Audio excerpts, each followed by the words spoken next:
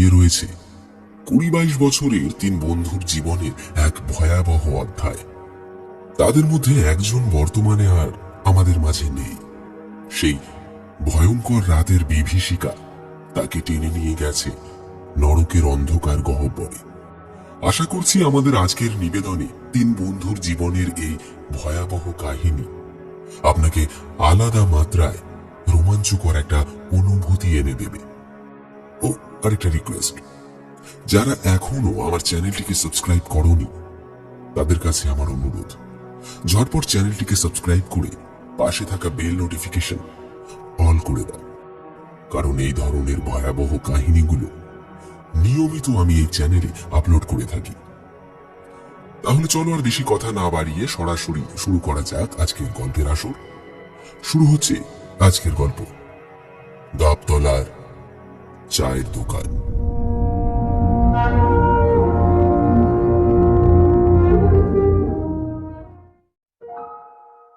মুর্শিদাবাদের একটি প্রত্যন্ত গ্রামের অল্প বয়স্ক 3টি ছেলে, রতন, রবি আর সোমনাথ। শিক্ষিত ছেলে, অনেক স্বপ্ন চোখে, কিন্তু বাস্তবটা যে অনেক কঠিন। 3 জনেরই সংসারের অবস্থা খুব একটা ভালো নয়। যত তাড়াতাড়ি সম্ভব একটা কাজ জোটাতে পারলে সংসারের খুঁটিটা একটু শক্ত হয় আর কি।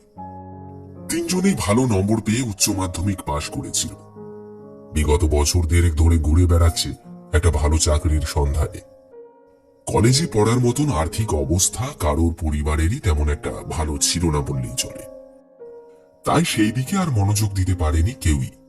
নিজেদের জায়গা জমি বা সোনাদানা বিষয়াশয় তেমন কিছু ছিল না যে বিক্রি করে বা বন্ধক দিয়ে কোনো একটা ব্যবসা শুরু করবে। তাই 3 জনেই একটা বিক্ষিপ্ত আর ভারাক্রান্ত মানসিক অবস্থা নিয়ে প্রায় সন্ধ্যের দিকে গ্রামের একটা ছোট্ট চায়ের দোকানে দেখা করে নিজেদের জীবনের ব্যাপারে আলোচনা করত। আর এই ধরনের ব্যাপারগুলো হয়তো আপনার আমার মতন প্রত্যেকেরই জীবনে কখনো না কখনো ঘটে গিয়েছে বা বর্তমানে ঘটে চলেছে। তাই আশা করছি তাদের মানসিক অবস্থাটা যে কি রকম হতে পারে তখন, সেটা কারোরই বুঝতে কোনো অসুবিধা হবে না। তা যাই হোক, এইরকমই একদিন গল্প করতে করতে ওই দোকানে হঠাৎ তাদের ছোটবেলার একজন মাস্টার মশাইয়ের আগমন ঘটল। রতন, রবি আর সোমনাথ 3 জনেই ছোটবেলা থেকেই পড়াশোনায় যথেষ্ট ভালো ছিল। সেই কারণেই মাস্টার মশাইও তাদেরকে যথাযথ স্নেহ করতেন। তাদের 3 জনকে ওইভাবে বসে থাকতে দেখে মাস্টার মশাই হাসি মুখে এগিয়ে এলেন। তারপর তাদেরকে জিজ্ঞাসা করলেন যে, শুনলাম বেশ কয়েকদিন ধরে তোমরা নাকি একটা কাজের সন্ধান করছো, কিন্তু কোনো কাজ খুঁজে পাচ্ছ না। তা তোমরা একটা কাজ করো না, কলকাতা চলে যাও।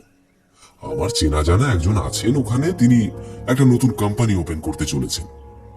অনেক বড় সড় লেভেলের মানুষ এবং অনেক বড় বড় মানুষদের সঙ্গে ওঠা বসাও আছে তার কোম্পানিতে বিভিন্ন রকমের কাজের লোকের প্রয়োজন হতে পারে। আমার রেফারেন্সে গেলে হয়তো তোমাদেরও কিছু একটা ব্যবস্থা সেখানে হয়ে যেতে পারে। তাই আর দেরি না করে যত তাড়াতাড়ি সম্ভব একটা অ্যাপ্লিকেশন ডাক করে দাও। রতন, রবি আর সোমনাথ 3 জনেই ছেলেবেলার ক্লাসমেট ছিল। তারা 3 জনেই মাস্টার মশাইকে খুব ভালোভাবে চিনত, তাকে শ্রদ্ধাও করত এবং বিশ্বাসও। তাই মাস্টার মশাইয়ের কথা মতোই 3 জনেই প্রপার ভাবে নিজেদের অ্যাপ্লিকেশন তৈরি করে মাস্টার মশাইয়ের রেফারেন্সে কলকাতার অ্যাড্রেসে পোস্ট অফিস থেকে ডাক করে দিল। যে সময়টার কথা বলছি সেটা 2004 সাল। তখন ইন্টারনেট, ইমেল, হোয়াটসঅ্যাপ, ফেসবুক এত কিছুর প্রচলন ছিল না। তখন বার্তা পাঠানোর একমাত্র মাধ্যম ছিল পোস্ট অফিস বা টেলিগ্রাম ইত্যাদি। তা যাই হোক, তাদের অ্যাপ্লিকেশন লেটার পাঠানোর ঠিক 15 দিনের মাথায় একটা ইন্টারভিউয়ের জন্য কল চলে আসে।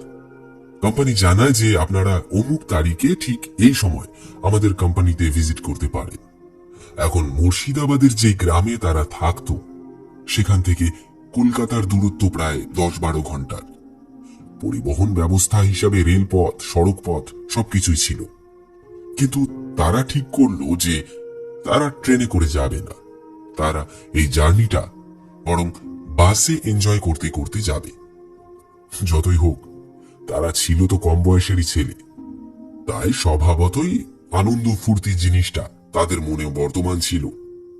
সংসারের একটা চাপ ঘাড়ের ওপর এসে পড়ায় হয়তো একটু তাড়াতাড়ি তাদের কর্মজীবনের প্রস্তুতি নিতে হচ্ছিল। তাই একটু আনন্দ ফুর্তি করে যাওয়ার উদ্দেশ্যেই তারা বাসে যাবে বলে ঠিক করলো। ওদের গ্রাম থেকে মাইল 7 দূরে শহর শুরু হচ্ছে। সেই শহরেই বাস স্ট্যান্ড থেকে ওরা একদিন রাতে একটা কলকাতাগামী বাসে চেপে বসল, যেটা রাত 10টায় ছেড়ে কলকাতায় পৌঁছতে পৌঁছতে সকাল 8টা থেকে 9টা বেজে যায়। ওরা তিনজনেই বাড়ি থেকে বেশ কিছুটা শুকনো খাবার নিয়ে এসেছিল, যেমন রুটি, আলু ভাজা, চাউমিন ইত্যাদি। লম্বা সফর, পথে খিদে লাগতে পারে, সেসব ভেবেই প্রত্যেকের বাড়ি থেকে খাবারের বন্দোবস্ত করে দিয়েছিল টিফিন বক্সে করে। প্রত্যেকেই নিজেদের সমস্ত ডকুমেন্টস, বেডিং পত্র সমস্ত কিছু নিয়ে যখন বাসে চেপে বসল, তখন 10টা প্রায় বাজতেই চলেছে। ঠিক সময় মতো বাস নিজের গন্তব্যস্থলের উদ্দেশ্যে রওনা হলো। ওরা তিনজনেই বাসটার একেবারে শেষের দিকের সিটে গিয়ে বসেছি। ডান দিকে রবি আর সোমনাথ এবং উল্টো দিকের সিটে রতন। তারা ভেবেছিল সারা রাত গল্প গুজবে সময় কাটাতে কাটাতে সম্পূর্ণ জার্নিটা শেষ করবে। ওইদিকে চওড়া খোলা রাস্তায় 70 থেকে 80 কিলোমিটার গতিবেগে বাসটা ছুটে চলেছে। তখনও পর্যন্ত কোনো সমস্যার সম্মুখীন তাদের হতে হয়নি। বেশ সবকিছুই ভালোভাবে চলছিল। রাত যখন 12:30 মতন বাজে, তখন ওদের একটু খিদে পায়। সকলে মিলে বাড়ি থেকে নিয়ে আসা শুকনো খাবারগুলো মিলেমিশে ভাগ করে শেষ করে ফেলল। খাওয়া দাওয়ার পর শরীরটা একটু ভার হয়ে যাওয়ার কারণে ওদের চোখে একটু ঘুম ঘুম ভাব জড়িয়ে আসে। রবি বলল যে, ভাই ঘুম পাচ্ছে, চল তবে একটু ঘুমিয়ে নেওয়া যায়। এই বলে যে যার সিটে হেলান দিয়ে চোখ বুজে একটু ঘুমিয়ে নেওয়ার জন্য প্রস্তুতি নিল। চলন্ত গাড়ির দুলুনিতে সকলেরই চোখে ঘুম জড়িয়ে এসেছিল। কিন্তু হঠাৎই রবির ঘুমটা একসময় ছুটে গেল। ভেতর থেকে কেমন যেন একটা অস্বস্তি বোধ করছিল সে। নিঃশ্বাস নিতেও যেন কেমন একটু অসুবিধা হচ্ছে। এদিকে গরমের মরশুম, জানালার কাজগুলো অর্ধেকটা তোলা। সেটা দেখে রবি সেগুলোকে আস্তে করে নামিয়ে দিল। তারপর জানালার বাইরে নজর পড়তেই রবি বুঝতে পারল যে বাসটা চলছে না, সেটা কোনো একটা জায়গায় কোনো কারণে দাঁড়িয়ে গেছে। হাতের ঘড়িটার দিকে এক ঝলক চোখ বুলিয়ে নিয়ে রবি আশ্চর্য হয়ে গেল। সে দেখল ঘড়িতে তখন রাত 2টোর কাঁটা ছুঁই ছুঁই। এদিকে মাথাটাও ঝিমঝিম করছে। হয়তো গাড়ি দাঁড়িয়ে পড়ার জন্যে এই গরমের মধ্যে নিঃশ্বাস নিতে অসুবিধা হচ্ছিল। সেটাই ভেবে সে মনে মনে ঠিক করল যে বাস যখন দাঁড়িয়ে আছে তখন একটু চা খেয়ে নিলে কেমন হয়। কথাটা ভাবতে না ভাবতেই হঠাৎ বাসের কন্ডাক্টর চেঁচিয়ে উঠল। সে বলল, 45 মিনিটের জন্য বাস দাঁড়িয়েছে। যদি কারোর খাওয়া দাওয়া, বাথরুম বা অন্য কোনো কাজ থাকে তবে 45 মিনিটের মধ্যে আরামসে নেমে মিটিয়ে নাও। আর হ্যাঁ, বাস ছেড়ে কেউ বেশি দূরে যাবে না। আর মনে রাখবে, কোনো মতেই কেউ যেন এখানে চা না খায়। বিড়ি, সিগারেট, কফি, জল সবকিছুই চলবে, কিন্তু কোনো মতেই চা খাওয়া যাবে না। এই গ্রামের মধ্যে আপনারা যতক্ষণ আছেন ততক্ষণ ভুলেও চা খাওয়ার কথাটা মনে আনবেন না। রবি মনে মনে ভাবল, আমি তো এক্ষুনি ভাবছিলাম যে চা খাবো, কিন্তু কন্ডাক্টর কড়া ভাষায় ওয়ার্নিং করে দিচ্ছে যে কোনো মতে চা খাওয়া যাবে না। এটা আবার কিরকম ধরনের কথা। মাথা চুলকাতে চুলকাতে রবি রতন আর সোমনাথকে ডেকে তুলল। তারপর বলল, এই রতন, সোমনাথ, গাড়িটা মনে হচ্ছে দাঁড়িয়েছে, বুঝলি? তাছাড়া গরম লাগছে, মাথাটাও ধরেছে। চল, নিচে ধাবা আছে মনে হচ্ছে, একটু চা খেয়ে আসি। তারা দুজনেও বলল যে ঠিকই তো, শরীরটা বেশ ম্যাজ ম্যাজ করছে, বরং একটু চা খেয়ে মাইন্ডটাকে রিফ্রেশ করা যায়। এই ভেবে তিনজন এই বাস থেকে নিচে নেমে পড়ল। তারপর সামনেই থাকা একটা ধাবার দিকে ওরা এগিয়ে গেল। নিচে নেমে দেখা গেল ওদের বাস ছাড়াও আরো 2টি বাস সেখানে আগে থেকেই দাঁড়িয়েছিল। তাদের নিজেদের বাসের প্যাসেঞ্জার এবং অন্য 2টি বাসের প্যাসেঞ্জার সকলেই ধাবায় নিজেদের মতন করে খাবার খাচ্ছিল। ওরা তিনজনেই সেদিকে এগিয়ে গিয়ে ধাবার কর্মরত একজন লোককে বলল, দাদা, 3 কাপ চা হবে নাকি? কথাটা শুনেই ধাবার লোকটি তাদের দিকে কেমন একটা অবাক বিস্ময় ভরা চোখে খানিকক্ষণ চেয়ে রইল। তারপর গম্ভীর স্বরে বলল, দেখুন, কাস্টমাররা যা যা খাবারের অর্ডার দিয়েছে তা তৈরি করতে বেশ কিছুটা সময় লেগে যাবে। তারপর যদি সময় থাকে তাহলে চা করে দিতে পারি, অবশ্য যদি ততক্ষণ পর্যন্ত আপনাদের বাস এখানে দাঁড়ায়। আর তাছাড়াও আপনাদের বাসের কন্ডাক্টর বলেনি গাবতলায় এসে কেউ কখনো চা খায় না, এই গ্রামে চা খাওয়া বারণ আছে। চা খাওয়ার কথা এখানে একেবারেই ভাববেন না, ভুলেও না। লোকটার কথা শুনে রতন আর সোমনাথ একে অপরের মুখ পানে চাওয়াচাওয়ি করল। তারা মনে মনে ভাবতে থাকলো, আরে এ কি বলছে, চা খাওয়া যাবে না? কিন্তু রবি ব্যাপারটা জানতো, কারণ সে একটু আগে বাসের কন্ডাক্টরকে চেঁচিয়ে বলা কথাগুলো শুনে এসেছে। তাই সে ওদের দুজনকে বলল, আরে বাদ দে না এদের কথা, এরা যা খুশি তাই বলছে। একটু ঘুরে দেখি কোনো ছোটখাটো চায়ের দোকান বা হোটেল পেলে পেতেও পারি। জব করে খেয়ে আবার চলে আসবো। বাস 45 মিনিটের জন্য দাঁড়িয়েছে, হোটেল সময় আছে হাতে। এই বলে ওরা তিনজনেই রোডে উঠে সামনের দিকে হাঁটা শুরু করল। সামনে চওড়া হাইওয়ে, দ্রুত গতিতে বড় বড় ট্রাক আর গাড়ি ছুটে চলেছে রাস্তার উপর দিয়ে। ওরা তিনজনেই রাস্তার একটা ধার দিয়ে সামনের দিকে এগিয়ে চলল। কিছু দূর এগোনোর পরেই রাস্তার দুধারে বড় বড় গাছের ঘন জঙ্গলের মতন একটা জায়গায় ওরা গিয়ে পৌঁছল। সেখানে অনেকটা ডিস্টেন্সে এক একটা স্ট্রিট লাইট দাঁড়িয়ে আছে। সেই লাইটের আলো সম্পূর্ণভাবে এলাকাটার অন্ধকারকে পরিষ্কার করতে পারছে না। চারিদিকে একটা মৃদু বাতাস বইছে। এপ্রিল মে মাসের ভাবসা গরমে আবহাওয়াটা ওদের তিনজনের বেশ আরামদায়ক মনে হলো। ওদিকে ঘড়িতে রাত 2:20 হয়ে গেছে, কিন্তু পথের ধারে ছোট বড় ঝুপড়ির মতন কোনো চায়ের দোকান বা ছোটখাটো হোটেল রেস্টুরেন্ট তখনও তাদের নজরে আসেনি। পথে চলতে চলতে হঠাৎই পেছন দিকে তাকিয়ে ওরা দেখল যে ধাবা থেকে ওরা অনেকটা দূর চলে এসেছে। তখন সোমনাথ বলল, মনে হচ্ছে না কোনো চায়ের দোকান পাওয়া যাবে, আর আমরা অনেকটা দূর চলে এসেছি। চল তাড়াতাড়ি আবার ফেরা যাক, নয়তো বাস ছেড়ে দিলে কেলোর কীর্তি হয়ে যাবে। এই বলে তারা তিনজনেই পেছনে ফিরে আবার চলা আরম্ভ করেছে। এমন সময় হঠাৎ রাস্তার উল্টো দিকে বড় বড় দৈত্যাকারের মতন গাছগুলোর নিচে একটা ছোট্টখাটো দোকান মতন কিছু একটা চোখে পড়ল। দোকানটার ভেতরে একটা কেরোসিনের হ্যারিকেন বাতি টিমটিম করে জ্বলছে। রতন বলল, আরে দেখ দেখ, মনে হচ্ছে এখানে একটা ছোটখাটো চায়ের দোকান আছে। স্পষ্ট বোঝা যাচ্ছে না, তবে এসেই যখন পড়েছি চল এগিয়ে গিয়ে দেখা যাক না। এই বলে আশেপাশে কোনো গাড়ি আসছে নাকি দেখে ঝটপট ওরা তিনজনেই রাস্তা পেরিয়ে ওপাশের দোকানটার সামনে গিয়ে হাজির হলো।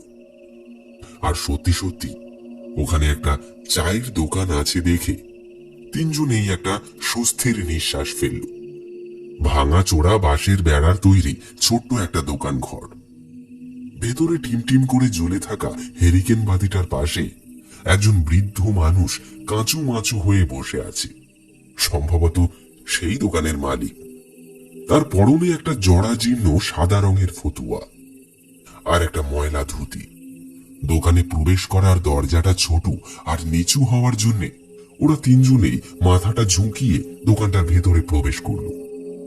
আর ভেতরে ঢুকেই দেখতে পেল সেখানে একটা বেঞ্চের উপর একটি লোক বসে আছে এবং লোকটির পাশে 8-10 বছর বয়সী একটি ছোট বাচ্চা ছেলে। আর বাচ্চাটির পাশে মাথায় ঘোমটা দিয়ে একজন মহিলা। সম্ভবত এই মহিলাটি বাচ্চাটির মা এবং ভদ্রলোক বাচ্চাটির বাবা। তাদের দুজনের হাতেই একটি করে চায়ের ভাত আর বাচ্চাটার হাতে একটা বিস্কুট ছিল। বৃদ্ধ লোকটি একটি জনতা স্টোভের সামনে বসে আছে। তখনকার দিনে এই ধরনের স্টোভের বেশ একটা প্রচলন ছিল, অ্যালুমিনিয়ামের তৈরি। আপনারা হয়তো অনেকেই দেখে থাকবেন। তা যাই হোক, ওরা তিনজনই দোকানের ভেতরে আরেকটা বেঞ্চের ওপর বসে বৃদ্ধকে বলল, কাকা 3 পেয়ালা চা হবে নাকি? বৃদ্ধ কাঁপা কাঁপা গলায় বলল, হবে না কেন? চা খাওয়ানোর জন্যই তো আমি বসে আছি। তা কেমন চা খাবে বাবারা? কম চিনি দেওয়া নাকি বেশি চিনি দেওয়া? সোমনাথ বলল যে মিডিয়াম চিনি দিয়েই করুন। বৃদ্ধ চা বানানো শুরু করলো। ওরা তিনজনেই বসে লক্ষ্য করল বৃদ্ধ কাঁপা কাঁপা হাতে অতি মন্থর গতিতে স্টোভের ওপর প্রথমে চায়ের পাত্র, তারপরে ধীরে ধীরে খানিকটা দুধ, চিনি এই সমস্ত প্রয়োজনীয় সামগ্রী একে একে ঢেলে দিচ্ছে। বৃদ্ধর অত্যন্ত ধীর স্থির ভাবটা দেখে ওদের তিনজনেরই তখন মনে হলো এইরকম স্লো মোশনে চা তৈরি করলে ওদিকে বাস বেরিয়ে যেতে পারে। তাই রবি বলল, কাকা একটু হাত চালিয়ে তাড়াতাড়ি করলে ভালো হতো, ওইদিকে আমাদের বাস দাঁড়িয়ে আছে। রবির কথা শুনে বৃদ্ধ ধীরে ধীরে কাঁপতে কাঁপতে ওদের দিকে তাকালো। তারপর বলল, বাবা, চা বানানোর অভ্যাস যে এখন আর নেই। বহুকাল হলো এখানে চা খেতে কেউ আসে না। অনেক দিন পর এই প্রথম তোমরা এখানে এসেছো। যারা যারা আমার কাছে চা চাইছো, নয়তো এই এলাকায় আর চা কে খায়? বৃদ্ধর কথা শুনে সোমনাথ বলল, আরে কাকা আপনি কি বলছেন? এত বছর ধরে এখানে কেউ চা খায়নি। তবে এই যে এই ভদ্রলোক আর ওই কাকিমা, হ্যাঁ বলে সকলে ঘাড় ঘুরিয়ে পাশের বেঞ্চটার দিকে তাকালো। আর সঙ্গে সঙ্গে রবি, রতন আর সোমনাথের শরীরটা কেমন যেন ভার হয়ে গিয়ে একটা অজানা আতঙ্কের শিহরণ মনের ভেতরে ঢেউ খেলে গেল। বেশ কিছুটা অবাক হয়ে সোমনাথ বলল, কাকা এইমাত্র এখানে যে ভদ্রলোক আর ওই মহিলা তাদের বাচ্চাটিকে নিয়ে বসেছিল, ওরা কোথায় গেল? বৃদ্ধ বলল, কোথায় কে কে বসেছিল? এখানে তো কেউ বসেছিল না বাবা। সেই সন্ধে থেকে দোকানে কোনো খদ্দেরই আসেনি।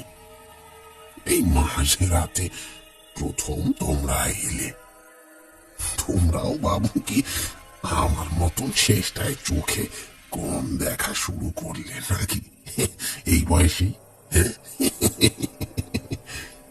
ঘটনাটার অসামঞ্জস্যতা দেখে রবি, রতন আর সোমনাথ একে অপরের সঙ্গে বিড় বিড় করে আলোচনাটা শুরুই করেছিল। আর তখনই আচমকা বৃদ্ধ 3টে চায়ের পেয়ালা ওদের দিকে এগিয়ে দিল। ব্যাপারটা দেখে প্রথমে খানিকটা থতমত খেয়ে গেল ওরা। ভাবলো এ কি আশ্চর্য, বৃদ্ধ কোনো জাদু টাদু জানে নাকি? এত তাড়াতাড়ি চা তৈরি করে একেবারে পেয়ালায় সাজিয়ে পরিবেশন করাটা একটু অদ্ভুত নয় কি? তখন রবি বলল, আরে ছাড় না, তাড়াহুড়োর মধ্যে হয়তো তাড়াতাড়ি করে বানিয়ে দিয়েছে। ওদিকে বাস ছাড়ার সময় হয়ে এলো। যাক ভালোই হয়েছে, নে নে ঝটপট চাটা শেষ করে তাড়াতাড়ি এখান থেকে বেরিয়ে পড়ি চল। চায়ের পেয়ালাটা হাতে নিয়ে ওরা তিনজনেই লক্ষ্য করতে লাগলো। বৃদ্ধ কেমন যেন কাঁপতে কাঁপতে অতি কষ্টে ধীরে ধীরে উঠে দাঁড়ালো। তার হাঁটা চলা, নড়াচড়া সবই কেমন যেন একটু অস্বাভাবিক। তার বয়স যেন 60-70 বছর নয়, সে যেন 100 বছর বয়সে বা তারও বেশি বয়স্ক কোনো বৃদ্ধ। শরীরটা যেন বড্ড বেশি ভেঙে পড়েছে তার। হয়তো বৃদ্ধ বড্ড গরিব, কিন্তু তবুও তো নিজের শরীরের প্রতি ধ্যান রাখার দরকার। বুড়োটা ছেলে মেয়ে কেউ নেই নাকি? ওরা তিনজনে নিজেদের মধ্যে এই সমস্ত কথাগুলো বিড় বিড় করে আলোচনা করছিল। আর তখনই বৃদ্ধ ধীরে ধীরে নিজের জায়গা থেকে উঠে দোকানের ভেতরে পাশেই একটা ছোট্ট বাঁশের তৈরি দরজা খুলে একটা ছোট্ট ঘরে প্রবেশ করল। তারপর সেই ঘরে পড়ে থাকা একটা পুরনো রেডিও আস্তে করে সে চালিয়ে দিল। ওরা তিন বন্ধু ভাবলো যে কাকা তাদের বিনোদনের জন্য রেডিওটা চালিয়ে দিয়েছে। যাক, কাকা গরিব হতে পারে, কিন্তু মনটা অনেক উদার। ওরা ভাবলো যে যাওয়ার সময় কাকাকে 10টা টাকা না হয় বেশি দিয়ে যাবে। এই সমস্ত কথা ভাবতে ভাবতে রবি হাতের গরম চায়ের পেয়ালাটায় সবেমাত্র প্রথম চুমুকটা দিয়েছে। হঠাৎ তার মনে হলো গরম চাটা যেন নিমেষে একেবারে বরফের মতন ঠান্ডা হয়ে গেছে, আর তার সঙ্গে 6 থেকে 7 চামচ চিনি দেওয়া সেই মিষ্টি চায়ের স্বাদ কেমন যেন তেতো হয়ে গেছে। হঠাৎ করেই জিভের মধ্যে উদ্ভট ধরনের একটা স্বাদের অনুভব হওয়ায় রবি মুখ থেকে থু করে চাটা মাটিতে ফেলে দিল। আর সঙ্গে সঙ্গে সে এটাও বুঝল যে এইমাত্র যেটাকে চা মনে করে সে মুখে দিয়েছিল সেটা আদৌ চা নয়, সেটা লাল টকটকে গাঢ় রক্ত। মুখ থেকে রক্তটা ফেলে দিয়েই রবি তার অন্য 2 বন্ধুর দিকে তাকালো। তখন সোমনাথ আর রতন ওরা দুজনেই মুখে নেওয়া সেই লাল টকটকে গাঢ় রক্ত পিচকিরির মতন থু করে মাটিতে ফেলে দিচ্ছে। সঙ্গে সঙ্গে ওদের মাথায় একটা রাগ চেপে গেল। রতন চেঁচিয়ে বলে উঠল, আরে ও কাকা, তুমি কি পাগল টাগল হয়ে গেছো নাকি? চায়ের নামে এগুলো কি দিয়েছো বলো তো? বলেই ওরা সেই খোলা দরজাটা দিয়ে পাশের ঘরে চোখ রাখল। আর চোখ রাখতে তারা আরো চমকে গেল। সেই ঘরে রেডিওটা তো চলছে ঠিক, কিন্তু সেই কাকার কোনো অস্তিত্ব সে ঘরে খুঁজে পাওয়া যায় না। সেই ঘরের থেকে বাইরে বেরোনোর জন্য আলাদাভাবে কোনো দরজা নেই। বেরোতে হলে ওদের সামনে দিয়ে লোকটাকে বেরোতে হবে। কিন্তু তবু এইটুকু সময়ের মধ্যে এই বদ্ধ জায়গা থেকে কাকা কোথায় আর কিভাবে উধাও হয়ে গেল?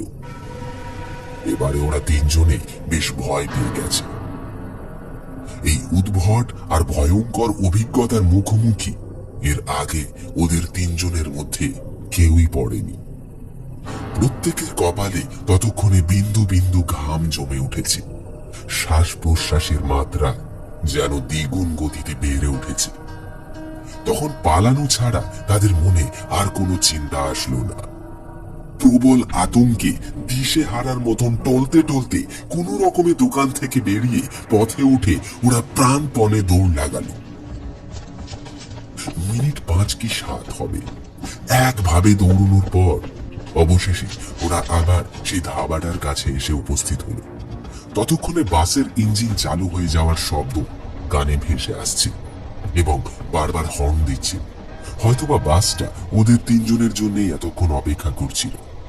ওরা দৌড়ে গিয়ে বাসের সামনের দরজা দিয়ে যেই বাসের ভেতরে প্রবেশ করেছে, তখনই বাসের ভেতরকার দৃশ্য দেখে ওরা ভীতর স্বরে একটা কান ফাটা চিৎকার করে উঠল। ওদের আত্মারাম খাঁচা ছাড়া হওয়ার উপক্রম হলো।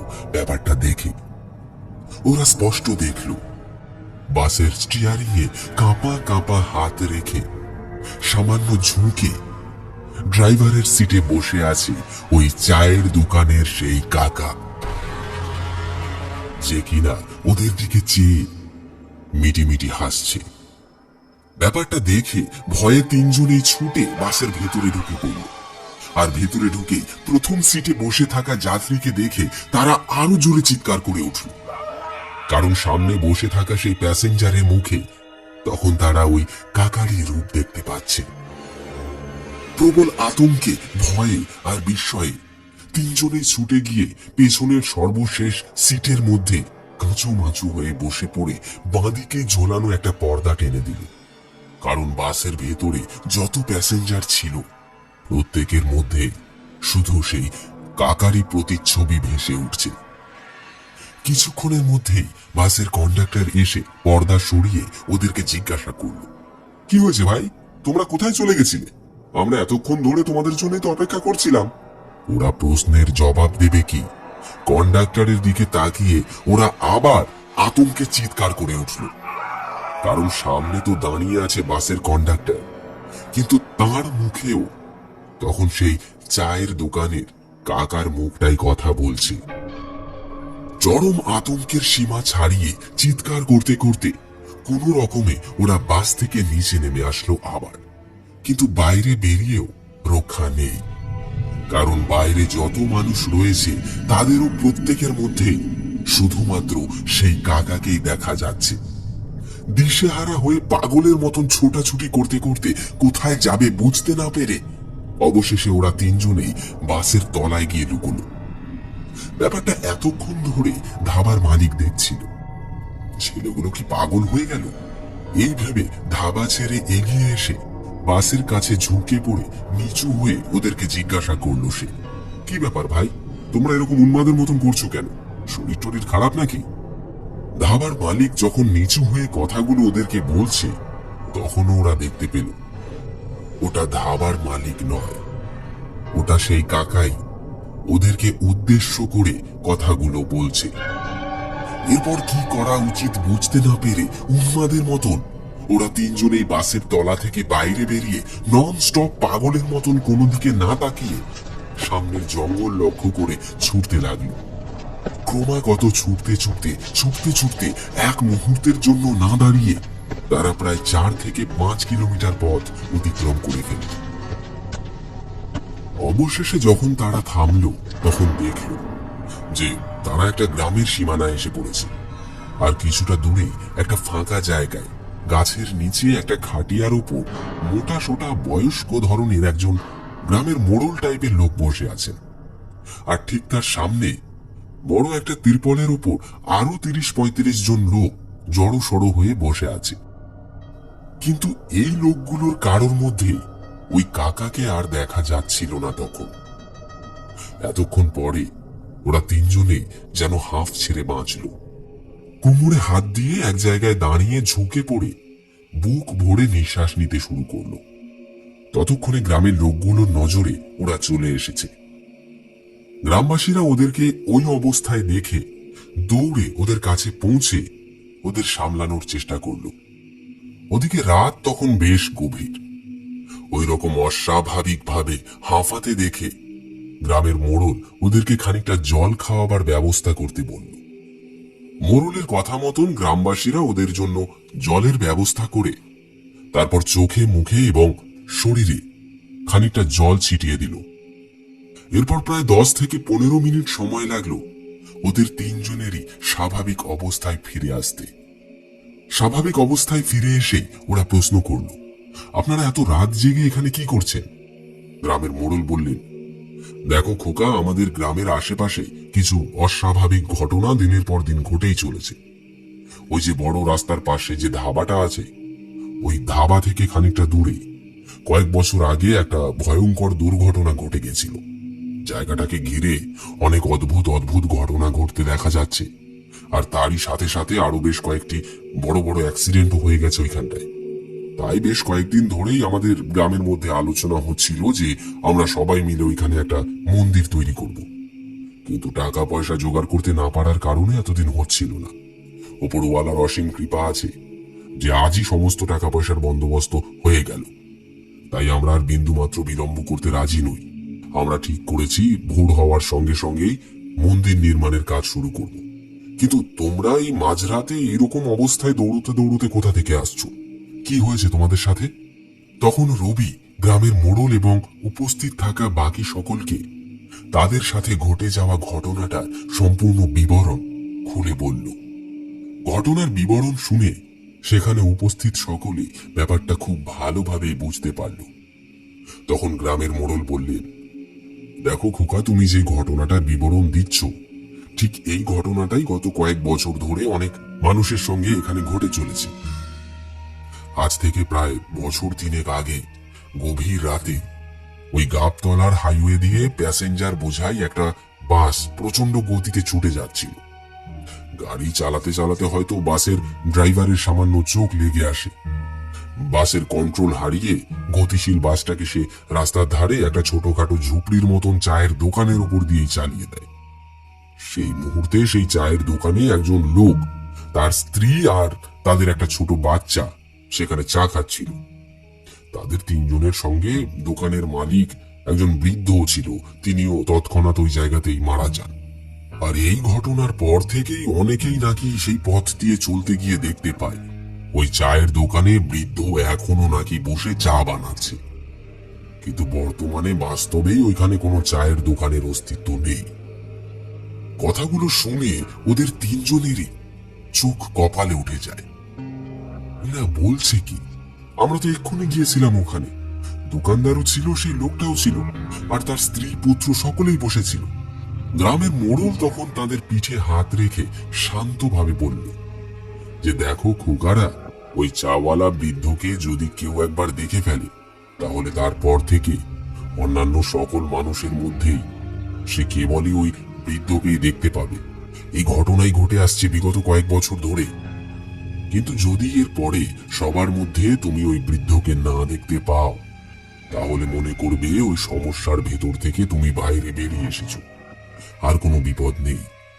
কিন্তু যদি এমন হয় যে ওই বৃদ্ধ কারোর মধ্যেই দেখা দিচ্ছে না, কিন্তু মাঝে মাঝে হঠাৎ করে তার মূর্তিটা অন্যান্য মানুষের মধ্যে ভেসে উঠে আবার মিলিয়ে যাচ্ছে, তাহলে বুঝবে যে মৃত্যু তোমার সঙ্গে সঙ্গে ঘুরছে।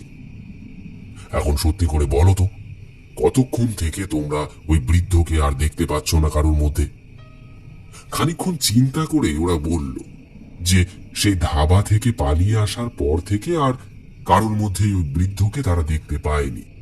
ওই ধাবাতেই তারা শেষবারের মতন বৃদ্ধকে সকলের মধ্যে দেখেছিল। মোড়ল বললেন, ভালো কথা, তবুও একবার ভালো করে দেখো, আমাদের কারোর মধ্যে তুমি ওই বৃদ্ধকে দেখতে পাচ্ছ না তো? ওরা তিনজনেই খুব ভালোভাবে ঘাড় ঘুরিয়ে এদিকে ওদিকে চেয়ে দেখে নিয়ে বলল, না, আমরা আর ওই বৃদ্ধকে কারোর মধ্যেই দেখতে পাচ্ছি না। শুনে মোড়ল বললেন যে, ব্যাস, আর কোনো চিন্তাই নেই, তার মানে কালো ছায়া তোমাদের পিছু নেওয়া বন্ধ করে দিয়েছে। আমাদের গ্রামে মহাদেবের আশীর্বাদ আছে, হয়তো তার জন্যই ওই বৃদ্ধর আত্মা আমাদের গ্রামে প্রবেশ করতে পারে না। যাই হোক, এখন আর ঘাবড়ানোর কোনো প্রয়োজন নেই, যাও, তোমরা এখন যেতে পারো। তখন সোমনাথ হাত জোর করে মোড়লকে বলল যে, দেখুন, আমরা বাড়ি থেকে বেরিয়েছি কলকাতা যাওয়ার উদ্দেশ্যে। ওই বাসটা হয়তো এতক্ষণ আমাদেরকে পাগল ভেবে সেখান থেকে চলে গেছে, আর আমাদের সমস্ত ব্যাগপত্র বাসের মধ্যেই রয়ে গেছে। অত্যন্ত গরিব পরিবার থেকে আমরা আসছি, কলকাতায় কাজের উদ্দেশ্যে বেরিয়েছিলাম। এখন আমাদের হাতে টাকা পয়সা কিছুই নেই। অনুগ্রহ করে আজকে রাতটা যদি আপনার ঘরে অথবা গ্রামের কোনো সহৃদয় ব্যক্তির ঘরে আশ্রয় দেন, তাহলে চিরকৃতজ্ঞ থাকব। মোড়ল বললেন যে, ব্যাস এইটুকু সমস্যা, কোনো চিন্তা নেই। আমাদের গ্রাম আর গ্রামের মানুষের মন অনেক বড়। আমার বাড়িতেই না হয় তোমরা আজ রাতটা থেকে যাও, কাল সকালে ওই ধাবা থেকেই একটা বাস কলকাতার দিকে রওনা হবে। আমার লোকেরা গিয়ে তোমাদেরকে ছেড়ে দিয়ে আসবে। টাকা পয়সার কথা কিছু চিন্তা করতে হবে না, আমি কিছু টাকা পয়সা তোমাদেরকে যাওয়ার সময় দিয়ে দেব। আর কিছু লাগবে বলো? তখন ওরা তিনজনেই হাত জোর করে বলল যে, না কাকাবাবু, অনেক ধন্যবাদ আপনাকে। মোড়ল বললেন যে, তোমরা আমার সন্তানের মতো, তাই আমার ঘরকে নিজের ঘর মনে করেই রাতটা বিশ্রাম করো। এই বলে মোড়ল মিটিং শেষ করে ওদের তিনজনকে সঙ্গে করে নিয়ে নিজের বাড়িতে এসে উপস্থিত হলো। প্রকাণ্ড একটা বাড়ি। বাড়ির মাঝখানে একটি বড় সড়ো উঠোন, সেখানে একটি কুয়ো রয়েছে। উঠোনেরই একটা পাশে একটা ঘরের দিকে এগিয়ে গিয়ে তার দরজাটা খুলে দিলেন গ্রামের মোড়ল। তারপর বললেন, এই ঘরে দুটো খাটিয়া আছে, একটু ম্যানেজ করে নিও। রবি বলল, ঠিক আছে, অনেক ধন্যবাদ আপনাকে, আমাদের আশা করি এখানে থাকতে কোনো অসুবিধা হবে না। মোড়ল বললেন, আচ্ছা ঠিক আছে, তোমরা একটু বিশ্রাম করো, আমি তোমাদের জন্য একটু খাবারের ব্যবস্থা করি। এত দূর দৌড়ে এসেছো, হয়তো খিদে পেয়ে গেছে তোমাদের। বেশি সময় লাগবে না, মিনিট 10 মধ্যেই খাবার পাঠিয়ে দিচ্ছি।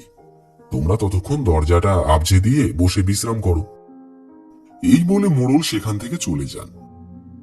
দরজাটা আটকে দিয়ে ওরা তিনজনে স্বস্তির নিঃশ্বাস ফেলে আজকের ঘটে যাওয়া ঘটনাটা নিয়ে নিজেদের মধ্যেই আলোচনা করতে লাগলো। কি করতে তারা বাড়ি থেকে বেরিয়েছিল, আর পথে বেরিয়ে ভাগ্য তাদেরকে কোথা থেকে কোথায় এনে ফেলল। তাদের মনে হচ্ছিল যেন আজ তারা একেবারেই পাগল হয়ে যাবে, হয়তোবা আর বাঁচবেই না। কিন্তু ভাগ্যক্রমে এই গ্রামে মোড়লের মতন একজন ভালো মানুষের গৃহে তারা আশ্রয় পেয়ে এ যাত্রায় প্রাণে বেঁচে গেল। এই সমস্ত আলোচনা করতে করতে মিনিট 10 কেটে গেল।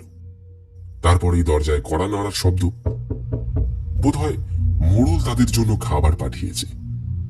এই ভেবে রবি খাটিয়া ছেড়ে উঠে দাঁড়িয়ে এগিয়ে গিয়ে দরজাটা খুলে দিল। আর দরজাটা খুলতেই সে দেখল দরজার ওপাশে খাবার হাতে দাঁড়িয়ে আছে ওই চায়ের দোকানের সেই বুড়োটা। হতভম্বের মতন দাঁড়িয়ে চোখের সামনে আবার বৃদ্ধকে দেখে একটা গলা ফাটা আর্তনাদ করতে করতে সে বৃদ্ধকে ধাক্কা দিয়ে মাটিতে ফেলে প্রাণপণে দৌড় লাগালো। অন্ধকারে দিশেহারা হয়ে দৌড়তে গিয়ে উঠোনের মাঝখানে একটা জল জমে থাকা জায়গার উপর পাটা পিছলে হুড়মুড়িয়ে টাল সামলাতে না পেরে সে সামনের কুয়োটার উপর আছড়ে পড়ল।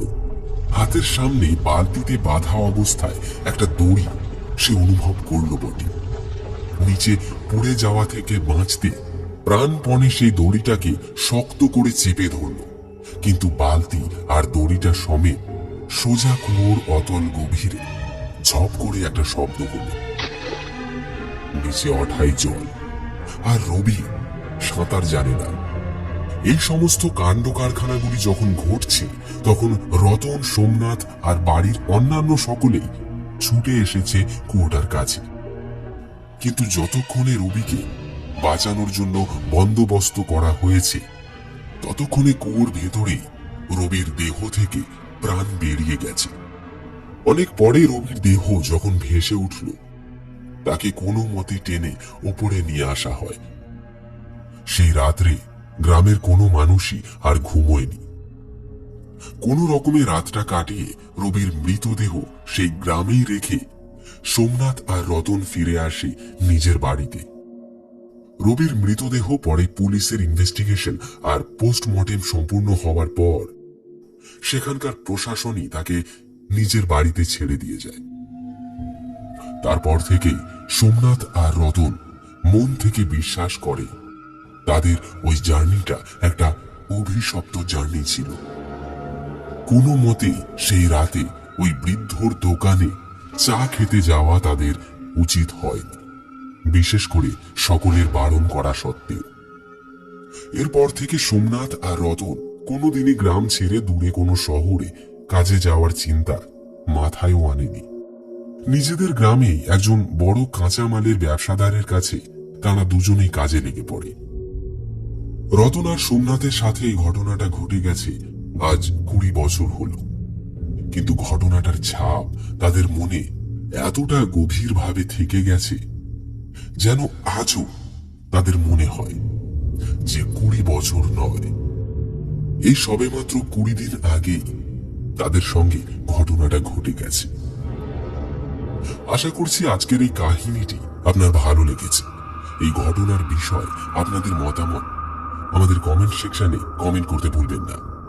আর আপনার জীবনে যদি এমন কোনো ভয়াবহ ঘটনা কখনো ঘটে গিয়ে থাকে বা এই ধরনের কোনো রোমহর্ষক কাহিনী যদি আপনি কারোর কাছে কখনো শুনে থাকেন, সেই কাহিনী আমাদের মারফত সকলের সঙ্গে শেয়ার করতে মেল করুন অথবা হোয়াটসঅ্যাপ করুন ডেসক্রিপশনে দেওয়া অ্যাড্রেসে। হয়তো আগামী শনিবারের ঘটনাটা আপনার জীবনে ঘটে যাওয়া কোনো ভয়ঙ্কর মুহূর্ত থেকে হতে পারে। আসছি আরো একটি রোমহর্ষক কাহিনীর সঙ্গে আগামী শনিবার ঠিক রাত 9টায়। ততক্ষণে চ্যানেলটিকে সাবস্ক্রাইব করে পাশে থাকা বেল আইকন অল করে দিন।